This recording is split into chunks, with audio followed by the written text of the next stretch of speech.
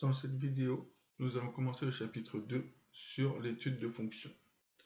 Nous allons commencer par des généralités et surtout revoir quelques notions déjà vues au collège.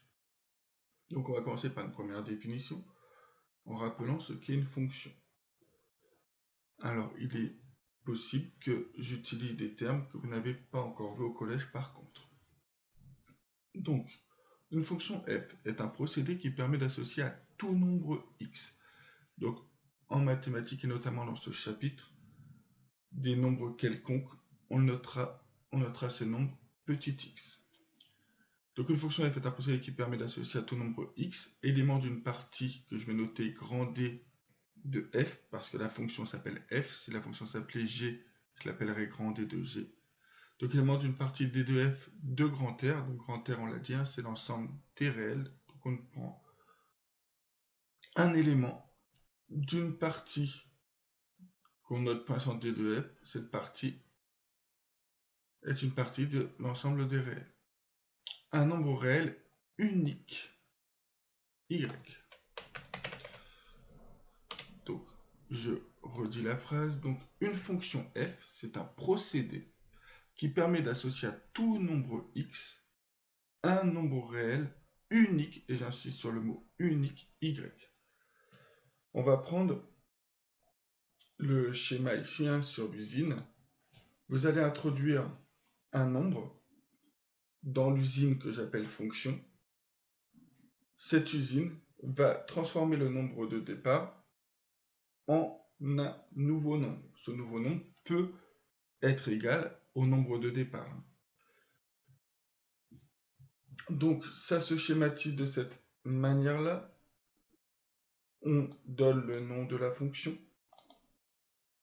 On donne l'ensemble de départ, l'ensemble d'arrivée. Donc, l'ensemble de départ, on a mis ici grand R. Alors, ça ne sera pas toujours grand R. On met en dessous x. Donc, vous voyez que x il est en dessous de grand R. Ça veut dire que là, dans cette fonction, on prend un nombre réel. Et à la fin, on renvoie un unique nombre y. Et y, ça sera ici, dans cet exemple, encore un réel. Y, on peut l'écrire aussi f de x. Donc, on va donner maintenant quelques vocabulaires. L'ensemble de définition de la fonction f. Notez d de f. Donc, ce d de f et ce d de f, maintenant, on sait l'appeler. C'est ce qu'on appelle l'ensemble de définition. Cet ensemble de définition, c'est l'ensemble des nombres réels x pour lesquels f de x existe. Donc, je répète, l'ensemble de définition de la fonction f, qu'on note d de f, c'est l'ensemble des nombres réels x pour lesquels f de x existe. Donc, vous verrez quand on fera un exemple à quoi ça correspond. Y, on dit que c'est l'image. Donc, est l'image. Donc, y est l'image. Et je vais mettre le L apostrophe en rouge parce qu'on a dit que y était unique. Donc, y est l'image de x par la fonction f. Cette image, on l'écrit aussi f de x. Donc, notez f de x.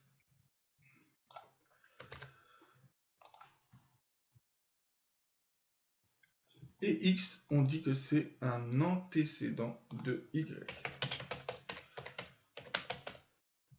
Donc, est un antécédent de y. Ça signifie que quand on fait l'image de x, on obtient un unique nombre.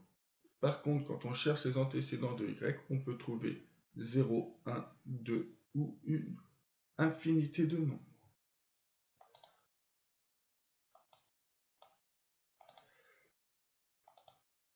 Donc, on va donner quelques exemples de fonctions que l'on étudiera cette année. Ces fonctions sont des fonctions dites de référence. Donc, si on prend au départ un nombre réel, donc n'importe quel nombre réel, et que ça vous renvoie, là je mets un nombre k, en fait, ça veut dire que dès que vous allez faire l'image d'un nombre, ça va vous renvoyer toujours le même nombre. Donc par exemple, si je fais l'image de 2 et que ça donne 3, si je fais l'image de 18, ça donne encore 3. Si je fais l'image de moins 19, ça renvoie 3. C'est ce qu'on appelle une fonction constante. Grand D, ça va être pour l'ensemble de définition, c'est-à-dire l'ensemble de départ. L'ensemble des définitions, ici, ça va être grand R. Donc ça signifie quoi? Ça signifie que dans cette fonction-là, on peut prendre n'importe quel nombre. À chaque fois, l'image existera. Ensuite, quand on prend un nombre et que l'image, c'est le nombre lui-même. Donc quand x renvoie x, on dit que c'est ce qu'on appelle une fonction identité. Donc c'est la fonction identité.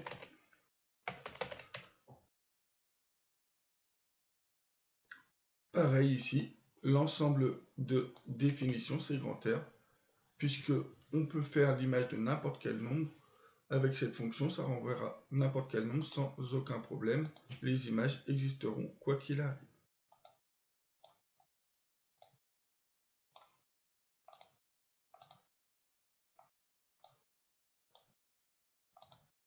Ensuite, quand on prend un nombre de départ, et que ce nombre de départ, quand on fait l'image par la fonction, ça fait le nombre de départ multiplié par n'importe quelle constante différente de 0.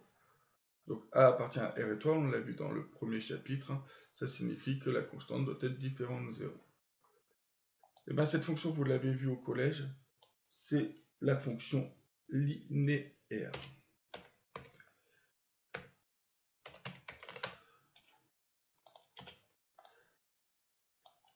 Encore une fois, il faut se demander, est-ce qu'on peut faire l'image de n'importe quel réel par cette fonction? Vous prenez 3, par exemple, et la fonction, par exemple, est définie par f de x égale 3x. Non, je vais prendre 5x. Donc si on fait l'image de 3, ça fait 5 fois 3. Si je fais l'image de 8, ça va faire 5 fois 8. Je peux faire l'image de n'importe quel nombre, ça ne me posera aucun problème. Donc on dit que l'ensemble de définition est encore grand R. Donc vous verrez avec d'autres exemples ce que signifie réellement un ensemble de définitions. Ensuite, la fonction qui à x associe mx plus p. Donc m appartenant à R étoile et p appartenant à grand R. Cette fonction, vous l'avez vu aussi au collège, c'est une fonction affine. Une fonction linéaire étant une fonction affine particulière. Ici, j'ai mis... Alors, attendez. Ici, j'avais mis petit a, mais c'est une constante. Ce petit a, j'aurais pu l'appeler petit m. J'aurais pu l'appeler avec n'importe quelle lettre autre que x et autre que y, généralement. Donc, l'ensemble de définitions est pareil. Pour une fonction affine, on peut remplacer x par n'importe quel nombre. Ça ne posera pas de problème dans les calculs. Ensuite, la fonction qui à x associe x au carré. Donc, vous voyez ici ce petit carré. Tout simplement, on va appeler cette fonction la fonction carré.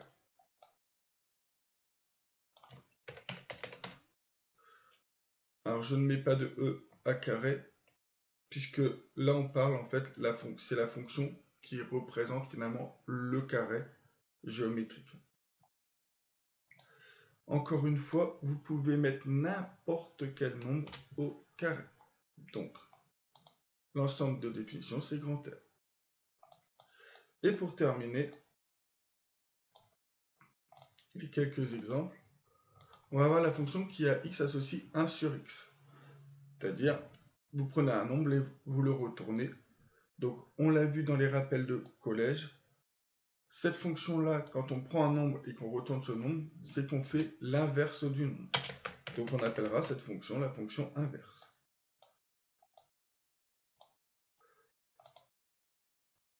Et là, l'ensemble de définitions, on va avoir pour une fois un ensemble de définitions particulier.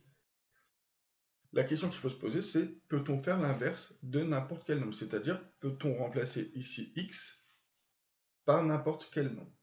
Eh bien non, puisqu'on ne peut pas diviser par 0, comme on l'a vu dans les rappels, sur l'inverse d'un nombre. Donc, l'ensemble de définition, ça va être tous les réels, sauf 0. Alors, sauf 0, ça s'écrit R étoile. Donc, je répète, hein, l'ensemble de définition, en fait, il faut vraiment se poser la question, est-ce que x, je peux le remplacer par n'importe quelle valeur quand je calcule l'image? Pour la fonction inverse, c'est le seul cas dans ces exemples-là, pour l'instant, où on ne peut pas le faire.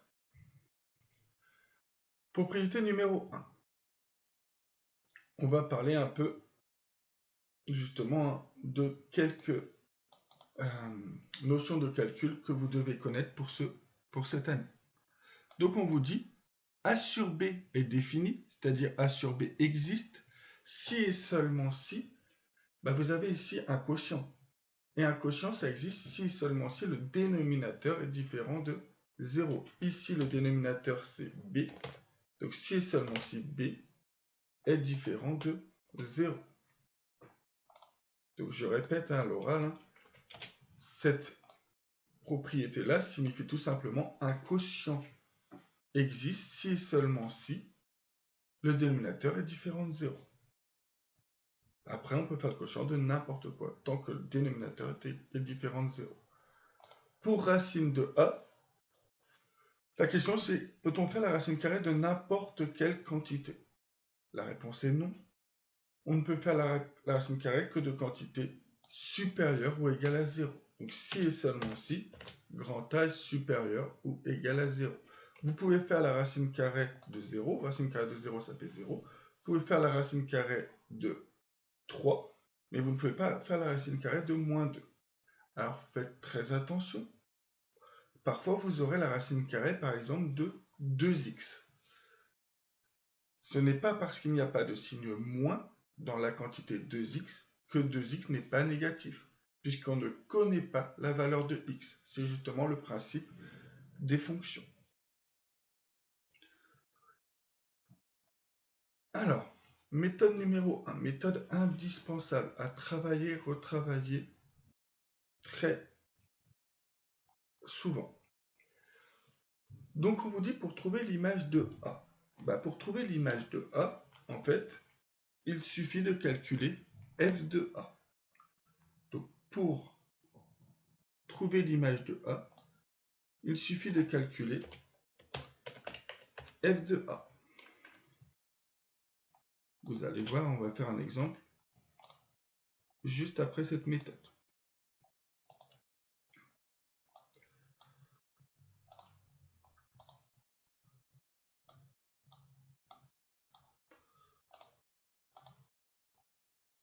Par contre, quand on cherche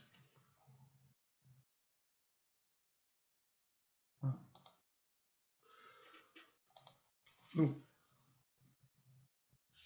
pour trouver des antécédents de A, pour trouver des antécédents de B, excusez-moi, pour trouver des antécédents d'un nombre B, on résout une équation. Donc pensez bien, quand on cherche une image, on calcule f de A, enfin f du nombre. Quand on cherche des antécédents d'un nombre, on résout une équation. Et on résout l'équation f de x égale B. Alors bien sûr, si on cherche les antécédents de 3, on résoudra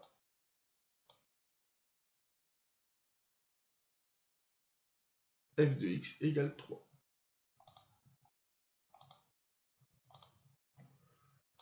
Et pour terminer, pour déterminer l'ensemble de définition d'une fonction qui comporte un quotient, on cherche les valeurs interdites en résolvant l'équation dénominateur égale à 0. Puis on donne l'ensemble de définitions en écrivant d de f égale r, un anti-slash, entre accolades, les valeurs interdites. Donc on va illustrer tout de suite cette méthode numéro 1 par l'application numéro 1. Donc application numéro 1, soit f, la fonction définie par grand R, définie sur grand R par f de x égale 2x moins 1. Donc faites très attention. La fonction s'appelle f. F de x, ce n'est pas la fonction. F de x, c'est l'image. Donc ne pas confondre la fonction f et l'image f de x. Calculer l'image de 2 par la fonction f. On va tout simplement appliquer la méthode numéro 1 qui nous dit que pour calculer l'image d'un nombre, on calcule f du nombre. Donc je vais calculer f de 2. Alors, vous avez ici f de x égale 2x moins 1. Alors, 2x moins 1, c'est 2 ici fois x. Donc, tout simplement, là j'ai x, là j'ai 2. Donc, je vais remplacer ici x par 2. En faisant bien attention qu'entre le 2 et le x, on a un fois. Donc, 2 fois 2 moins 1. F de 2 est donc égal à 4 moins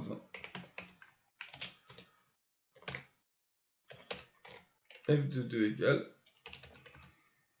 3. Alors, dans la mesure du possible, évitez les calculs en ligne.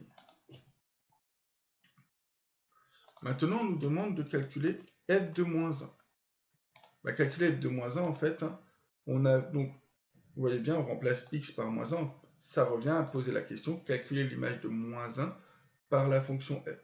Donc, c'est le même travail. F de moins 1 égale 2 fois moins 1.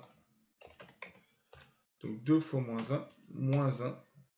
Donc, attention, ce moins 1 là, c'est le même que ce moins 1 là. C'est là où on a remplacé le x. F de moins 1 égale, alors 2 fois moins 1, c'est moins 2. Donc on a à calculer moins 2, moins 1, ce qui fait f de moins 1 égale moins 3.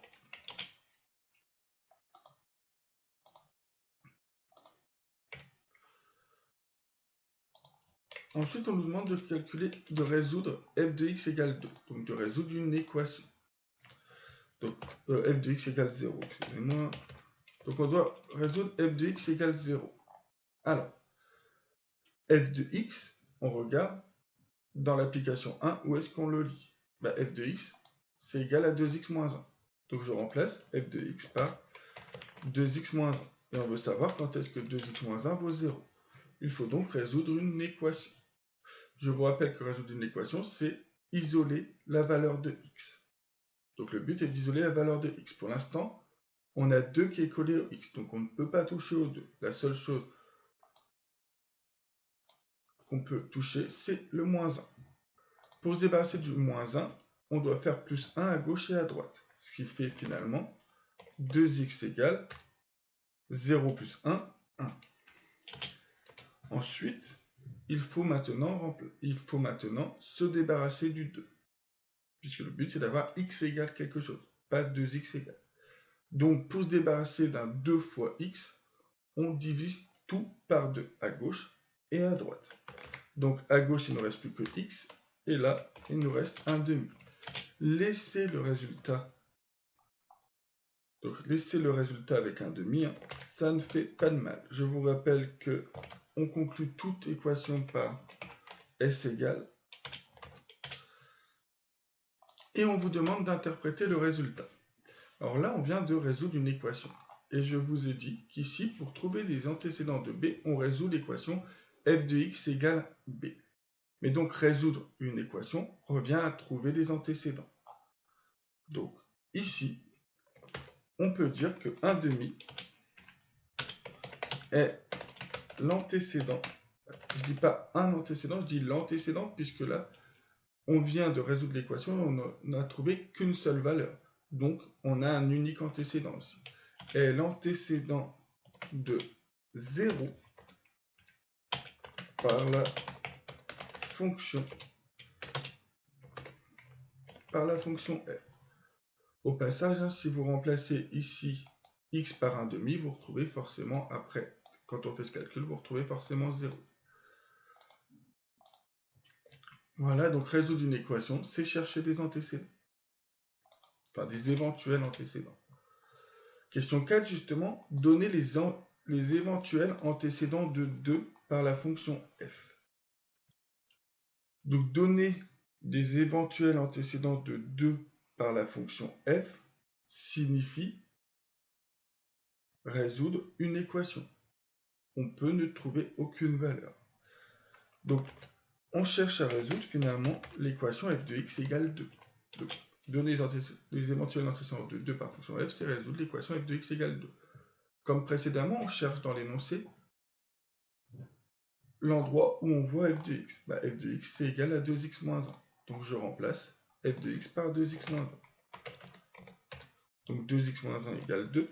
Et je résous l'équation. Le but de résoudre l'équation, c'est d'isoler x. Donc je mets d'abord les x à gauche et les nombres à droite. Donc 2x ici. Et pour mettre finalement, entre guillemets, le nombre à droite, il faut faire plus 1 à gauche, plus 1 à droite. Donc 2 plus 1, 3.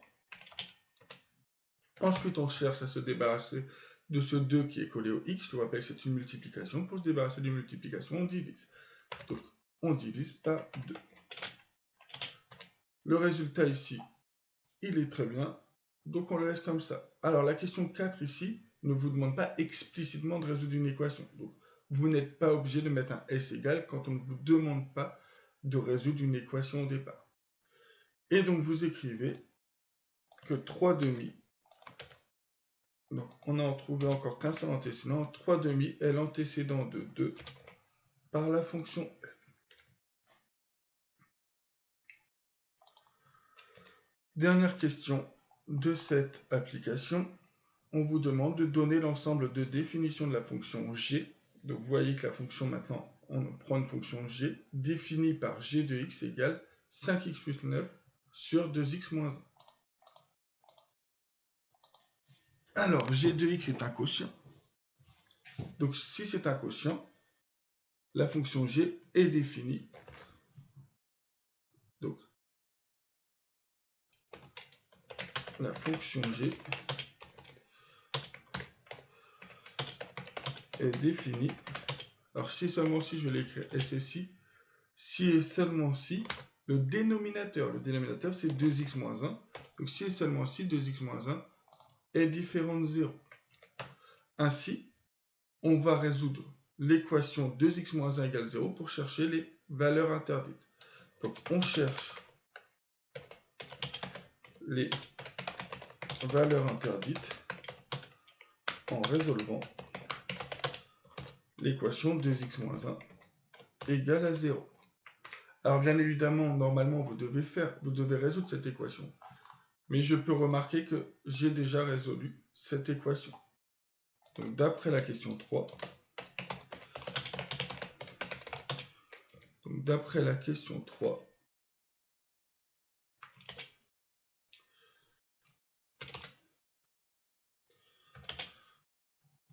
« 2x moins 1 égale 0 », d'après la question 3, la valeur interdite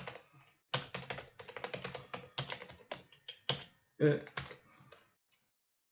1,5.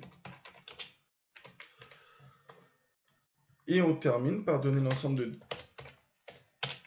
définitions. Donc je vous ai dit ici, un ensemble de définitions, une fois que vous avez résolu dénominateur égale 0, vous écrivez que c'est grand R. Donc grand R privé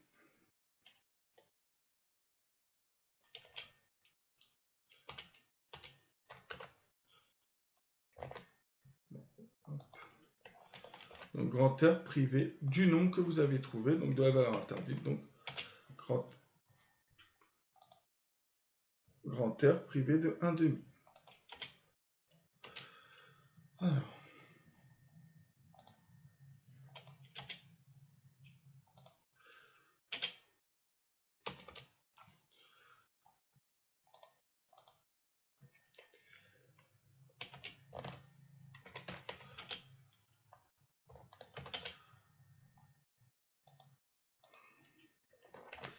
voilà. Voilà comment on répond à cette question. Je vais conclure cette vidéo sur cette question 5.